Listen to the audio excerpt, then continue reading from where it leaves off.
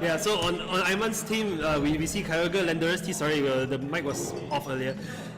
There's a Ferrothorn, a Salamence, a Ho-Oh, and a Crobat.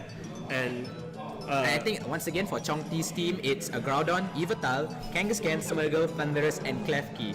So on Chong T's team, which you don't see on screen, it's got a trio of skill-based Pokemon, which is Smeargle, Thundurus, and Klefki. Skill-based. 2 Pokemon using Pranksters, 1 Pokemon going in all out for the Dark Void shenanigans. So with Yveltal in it, with both Yveltal, Kangaskhan, and Klefki, and I would assume all these Pokemon has some form of Dark type moves, maybe Foul Play or Sucker Punch, other than Groudon maybe. But as you know, Chong T is really going all out with his shenanigans here. So we'll go on straight to the battle in itself. Let's wish both of them good luck. So we see the Kangaskhan and Klefki leads. The double K leads coming from Chong T, Klefki, and Kangaskhan, and a Crobat with a Salamence and non-intimidate would be very beneficial against the Kangaskhan here. That's right. And the Quick Guard would also be great against the Prankster moves of Klefki itself. So I assume here maybe a Kangaskhan will probably want to switch out, or will go for a double edge maybe. Klefki here could also go for maybe supposed Foul Play since he can't really do much. That's right. The potential Quick Guard coming from the Crobat really shuts this lead up. I think the only obvious move is to go for a Quick Guard this turn. Because you cover up all your options. But then again, remember Kangaskhan has so much raw attack power. A double edge that goes through the Quick Guard will just kill something. But that's where the Salamence comes in with the Intimidate and as well as his own high attack rate. What if he gets a 6.25% skill crit? But the Reflect has gone up from the Klefki instead, so it wasn't stopped by. But it's a bit of a bad predict because the Salamence goes for Hyper Voice. But it's still good nonetheless. As you can see, it only does about 70% after the second hit. So even with an Intimidate, it can still 2-hit KO a Crobat, or maybe 4-hit KO depending on how many hits it takes. Yeah, well, Kangaskhan is well within KO range right now. Things are just not going so well for. But I think it depends. Since Klefki revealed that, it revealed that Reflect, so it's obvious that the light screen will also come out. And instead goes for a Tailwind. Very smart play, I'd say for myself. Very smart play, but Chong's side of the field is already double screens, so it's very tough. So it might not be too bad, and you can see that it actually. Giga Impact goes through the so delicious. But, doesn't do much. But it does only about 60%, and the next turn it won't be able to type. A very interesting choice coming from Chong himself, having both Double Edge and Giga Impact. Yeah, I think he thought he was going to go down this turn. It's quite unfortunate that he miscalculated that. And now the Kangaskhan, definite Super Fang here. Now that bypasses both the Reflect and the Light Screen. So Flamethrower onto the Klefki because knowing that Kangaskhan lost one turn right there. That's right. Yeah. But here in itself, it could be advantageous to Chong because now he has a free switch into his team, and his Kangaskhan is now back up at its full HP. It's now back up to its ability to attack because it's recharged. Yeah, that's right. I'm sorry about that mistake. So a shiny flying Bacon has come out in the form of Yveltal. Yeah, Dark Aura, hopefully raising Sucker Punch to... It might boost Sucker Punch ability. Now, depending on what Yveltal's carrying, if it has the Dark Pulse, it could possibly KO both Pokemon, but you got an obvious Quick Guard coming here. Chong doesn't look too pleased with that move because the Sucker Punch coming in and a Sucker Punch from Yveltal as well. Fantastic moves there, Chong. But as you can see, Yveltal having so much bulk, and coupled with the Reflect, it does barely 20% damage. Yeah. So now, the big man has appeared in the form of Groudon. So Aiman here might have a little bit of problem, but seeing as he has a Kyogre at the back, it won't be too much of a problem. I don't think so because once again, first of all, the Kyogre is at the back, and secondly, Groudon doesn't do much against Salamence, right? Not exactly. Yeah. And with the Tailwind up, it's fairly easy to say that Kyogre can run free and run rampant, just basically kill off the Groudon easy peasy. That's right. Knowing that Aiman's side of the field is way faster than the other. I think Chong made a wrong mispredict there by going for a double Sucker Punch. Yeah, Aiman is free to go all out offense at this point and just finish these two off.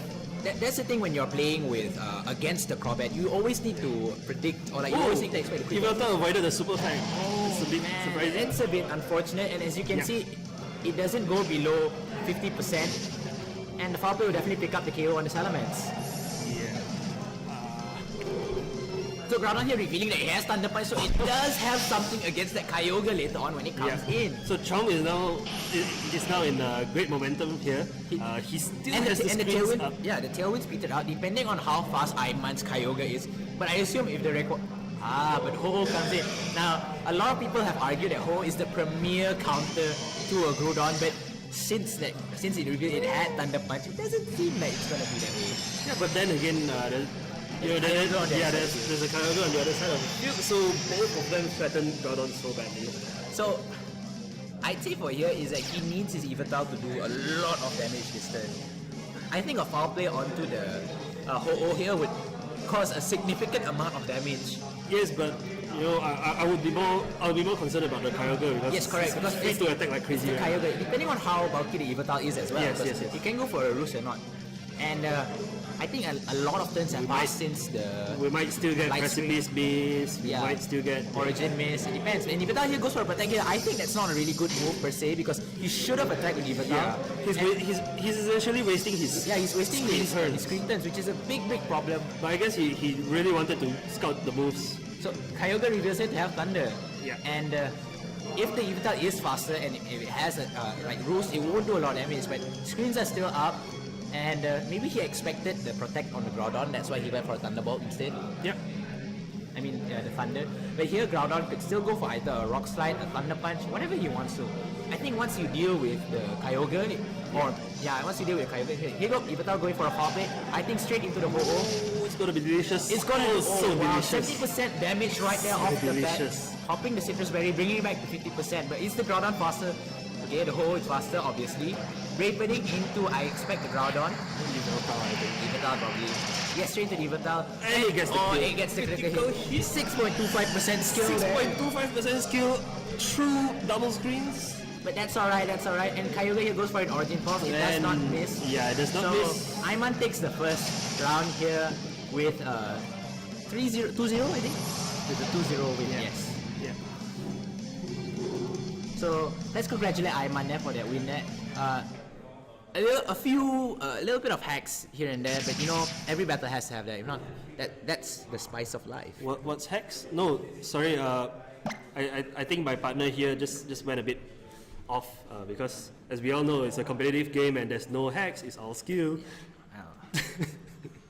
I'm not going to disagree there. But as a competitive game, we are going to support its competitiveness. Anyway, from what I think that Chong really made a mistake there in that double protect, and he really did not. He really kind of outdid himself by not seeing the quick guard there. Yeah, but then again, round 2 is always different from round 1, obviously, because it sees how they adapt to the different. That's right. So one of the mistakes we see from Chong, or rather misplays, is that he went for the reflect first before the light screen, and what we saw as a result of that is a very, very huge hyper voice going through. But I still think that the reflect was still a good choice per se, because it's just a misplay. I'm not saying that's a mistake, but rather of course it's like a prediction, but he would assume that because the Salamence will go for a double edge and do even more damage. Now here we go, Landorus Crobat here against an Yveltal and Clefty. Not so good against Aiman in distance, since the Yveltal poses a lot of pressure against the Landorus. And since we know that it revealed to have the foul play that third last match, it's gonna do a lot of damage against the Landorus, especially if it's swaggered. Yeah. And not to mention that that Intimidate does not stop foul play, right? Yeah, it does not stop foul play. Correct, because foul play uses the opponent's attack stats. And Landorus' attack stat, as we all know, so is here high. A quick guard again from the Crobat is pretty obvious. Yes. But Clefty, nope, instead goes to reflect, so there is no quick guard coming out here. I assume either a Tailwind or Super Fang. Landorus goes for a Rock Slide here. Now will it flinch the Yveltal? That is the question. So much skill in this game. And Crobat goes for a Super Fang into the Yveltal, yes. Really wants to bring down his HP. Sorry. And Yveltal, nope, does not get flinched and goes for the foul play. And actually picking up the one-hit KO on that Landorus. That is a lot of damage, so can we assume that the Landorus was choice banded? Or Scarf. Or Scarf. Because after all, it's a super effective hit against Yveltal, even through the reflect. No, the damage of the foul play itself was massive, I would say. Yeah, massive. Well, you have the Sky High attack stat of Landerers, which is unmodified. Yes. You get Yveltal's stab, which is Dark type, And you get the Dark Aura. So So yeah, maybe it wasn't that it's a huge boost and sometimes comes as a surprise. Yeah, I mean, a lot of people, because they're more expected of Xerneas, using the different pronouns of Xer, but we're not going to talk about that here. So instead, a lot of people do not expect Yveltal to do that amount of damage, but as you can see, here we go, a light screen coming out here. I think Yveltal here might go for a Roost if it does have it. A Super Fang into the Clefty, and I would say a Water Spout coming from the... Yeah, or an Origin Pulse. But no, foul play instead, wow. Into the Cropper itself, not really the best of attack. It feels like a mistake to me. I think it feels like a mistake. Chong should have actually used this moment to heal up instead, and yes, Yveltal actually does go down. If Chong went for a Roost that then he would have healed up and take minimal damage from that Ice Beam. And he does have Roost on his Yveltal from our information here. Oh, interestingly enough, Yveltal has a Black Glasses, so his Dark attacks do even more damage. Yeah. So now we have... That's why the foul play was so huge. So now we have an open field for the Groudon to come in, right? Exactly what we expected. At least he wins the Weather War for now. For now, but I think here is that the Comet will go for a Super Fang, and Most likely, yeah. and depending if he wins the speed tie in the first place. So here the Klefki can't really do much, I guess. Yeah, can't really do much. And oh, okay, interesting. So interestingly enough, like we still haven't seen the Thunderous come in from Chong, and I think the Thunderous would have done a lot more, would have benefited a lot more in like these kinds of situations. Yeah, probably. Because as we have seen just now, the Yveltal just went down to the Kyogre's Ice Beam, and bearing in mind that one of his Pokemon on the field is a support type, he really doesn't have enough firepower. Okay, here we go. Tailwind here coming from Crobat. A very smart come from Aiman here. I think the next turn it would really just and goes for a Thunder Punch onto the Groudon. That would KO him, but I don't think it will KO. Or will it? Okay, it does KO. Okay. Yeah. Sorry for underestimating the massive attack stat coming from Primal Groudon in itself. Yeah, but then again, I think the Crobat probably has a lot of speed stat because we saw that -1 can do a lot of damage to it. It needs the speed. It needs the 252 speed in order to actually perform to its best abilities. So Salamence comes in and fires Intimidates off the Groudon, Intimidate. which is not that good for Aiman itself. Now, since if he chooses to switch out Groudon here, he might still be able to win the Weather War and reset his Intimidate. So that will be the best move here. And now, Klefki can really go for a lot more shenanigans. Can go for, but no, he doesn't switch out his Groudon instead. Maybe he goes for a Protect this turn, which I think will be the best choice. But actually he just leaves it open for a Flamethrower onto the Klefki. Definitely bringing up the KO. I don't understand why didn't he go for a Thunder Wave or a Swagger instead. Yeah. Because that would be the best move since there is nothing to stop it. So Ice Beam here, I assume will do about 50% damage. Oh, no, That was it's actually critical. And so this Groudon might be very especially defensive. Now the Thunder Punch, even at Intimidate, gets the paralysis. 10% skill. So, but the Salamence here can still do a lot. But it's the Kangaskhan. So without the Quick Guard support to stop it, It maybe? can't stop Sucker Punch, it can't stop Fake Out. Yeah. I expect the Fake Out this turn. Okay, if Chong plays a bit smartly here and a little bit of skill goes in with the 25% paralysis, it might go good for Chong in Yeah. itself. Remember here that Chong has this permanent weather advantage because Chong they're has both won at the their last Weather two War, yeah. Pokemon. Chong has won the Weather War, so no water attacks coming from Kyogre. And I think Not here, to mention that Kyogre is now slower than Groudon. correct, Yeah. and we can also safely say that right now, with still the reflect and light screen still up, Yeah, so they are skilled. Chong might still able to pull through this. That's right. So I think a Fake Out on Salamence will be the best possible move. And no, it doesn't. Goes instead for the Hyper Voice.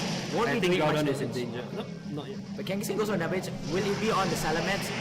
Yes, And it it does is. go on the Salamence. Now I'm afraid here because if It's not enough to kill. But the next turn, the Sucker Punch here will get the KO. So actually, I think he made a very good choice here, because even with an Ice Beam, as you saw just now, it was a critical hit that brought it down to that amount of HP. Kyogre against the 25% skill. 25% skill chance. Now, these are all roles, but you know, every game has the roles and they are defined under skill. But in my opinion, doesn't make a big difference anymore, because Chong is really controlling the game. Yeah, now Chong is controlling. The paralysis really brought the battle into his favor. He can just Sucker Punch the Salamence and go for another Thunder Punch onto the Kyogre, which would definitely get him the KO. And there we go. Yeah, taking down the Salamence. And the Thunder Punch here from the Gordon. So congratulations for Chongzu for pulling through it. I would say quite unorthodox plays, but as you can see, he really relied on his reflex and light screens in order for him to really tank through most of the attacks. That's right. We see really the effects of the dual screens really protecting the Groudon in that last 2 turns. So as you can see, maybe in this top card, dual screams might have an advantage, but it's still unknown to what might happen in future tournaments or larger tournaments, since a taunt can easily be mitigated with a taunt. And if it was the screens, you can assume that it's a light clay variant instead of being mental hurt, which would prevent at least one taunt from going off. That's right. And if you don't mind me injecting a bit more of my own opinion into this commentary, I actually really like this idea, because it really minimizes the amount of randomness that can happen in the game. You're using light screen and reflect rather than Dark Void. But he hasn't even brought Smurger. Yeah, that's right. That's the thing. Now we're going back into it now. Aiman here could be a little bit desperate in trying to pull off the win here. Chong here is like, seeing from his team, he doesn't even want to win. He's like, I'm just gonna leave it up to skill to decide. Skill to decide. So Aiman here, I think his best opinion here, I think for him, the best thing he can do is actually go for a straight up taunt with his Crobat if it has taunt, and shut down the Klefki as soon as possible. I think Chong here has, in round 2, I think since round 1 he really has abused the fact that he was expecting quick guards from the Crobat. Now the double K lead here against Landorus Salamence is it double intimidate. Double intimidate, not intimidate. Now that brings down the Kangaskhan. Poor little baby must be so scared. I think right now, even with Parental Boy, it just does the same amount of damage as one hit. Yeah, I think at this point we really are looking at the Kangaskhan switch out.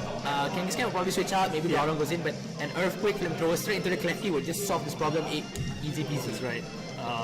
And it feels right here that Aiman really found the way to abuse this scenario. Yeah, and if it does go for a light screen, it's gonna be exposed to an Earthquake. Not likely. I mean, he made a conscious decision to switch the Groudon in, probably going to go for a Reflect.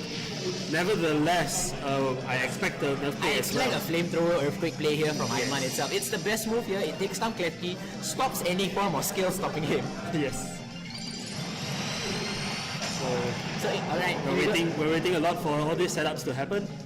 So and turn 1. So what does Klefki goes for a Reflect? Okay, that's obvious. Now this would mitigate Earthquake's damage if it does. Okay, and Landorus, yes, as we know, let's go for an Earthquake. Salamence being a flying type doesn't get affected. Yeah. And it's still doing a lot of damage here. Salamence going for a Hyper Voice. Not going to pick up. Klefki's just going to be able to set up another light screen, which... Yes. But the drawback to that is that Groudon is able to take in a lot of damage. I think not to mention the lack of offensive pressure from Klefki's side of the field. I think the first thing that Chong should have done, he just should have went straight for the fake out onto either Salamence. I think he should go for a light screen and fake out onto the Landorus instead, preventing any form of misdemeanor or damage.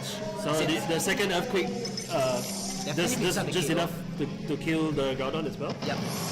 Just enough, but it did a lot of damage even under Reflect, about 50%, which is a lot. But then again, we're talking about Landorus, so yeah. Salamence is screaming to no one. But I think here we know that the Landorus is revealed to be scarfed because it outsped Salamence. Yep. So Yveltal comes out here. If it is scarfed, then it's locked into choice here. With Kangaskhan coming in, I think just the obvious thing is to fake out Salamence and foul play it. possibly. Yeah. It's a good play to do so. But then again, it exposes himself to rock slide skill. Yeah, no, he doesn't have his surf. He can't. He has to switch out here. If he just, like right now, Yveltal is free to go for another one hit kill foul play. one hit kill foul play. But I think it's better to fake out the Salamence and hit it. Getting rid of that and the Landorus, maybe getting one Earthquake off is fine. But like I said, it withdraws actually. Just as you predicted. But I think still the Salamence might protect.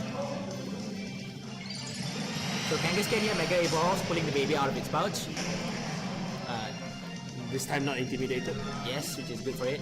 And yes, Salamence does go for a protect. That's the best way you can possibly do. I think a double edge foul play combo into that slot would be really, really, really good. Yep, foul play going into the Crobat slot. That's a lot. And here comes the double edge. Oh, it goes into Salamence slot instead. Very, very not too good on its own. Yeah. So here another foul play double edge onto the Salamence would be quite good. Or possibly even a Super Fang. But then again, remember it got both screens up. That's right. He has got both screens up. However, Aiman can really abuse this situation because he has intimidate switch-ins against two physical. I mean, presumably the Yveltal is mostly physical. Foul play though. Yes, but Crobat goes there. It went for a sucker punch. I think he tried to sucker punch the Salamence but switched out, which isn't too good for me. It's a very YOLO play. And Yveltal goes for a foul play, so this will definitely pick up the KO. Yep. We know this already. Yep. Still, you have some Super Fang supports and Hypervise to finish things off. But like I said, it's got the light screen and it's got the double screens up to stop possibly any forms. We have seen how little Hypervise does through these screens. Yes. I mean, it's pathetic. It's A-related and Salamence is powerful, yeah, but there you go, Kyago here, so I think a water spot here will be really good. It's a quick out water spot would seal the deal, I'd say. Yeah. Since the tailwind is up, it seems like that's his plan after all. The quick gut water spot is just the most obvious play to do here. Yep. I think he shouldn't have KO'd the... It was a safe switch for him. Yeah, it was an easy switch for him. Like, oh, okay, Landorus goes down, but now he's a free switch into back his Kyogre. Yep. I'm just really interested to see how much that water spout would do. I mean, definitely gonna kill. With a quick gut, it would be a full HP water spout. Oh, but no quick guts instead. Going straight for the sucker punch onto the Kyogre. Oh, so not much sucker punches are gonna go off today, but maybe it's an Origin Pulse. Yeah. For all we I mean, know. we have seen the Origin Pulse already. And here we go, Origin Pulse. Looks so pretty. Yeah, boy. Picking up the KO on the Kangaskhan after that hit. Delicious. So, nicely done there from Aiman. I think he definitely takes the win here. Not especially with the Salamence at the back, they can't really do much. It's 3 versus 1. So here, just a Super Fang and an Ice Beam will just seal the deal. Yep. Okay, Super Fang hits into the Yveltal and here we go, Thunder instead. He's in range. But I think the Ice Beam would have been better.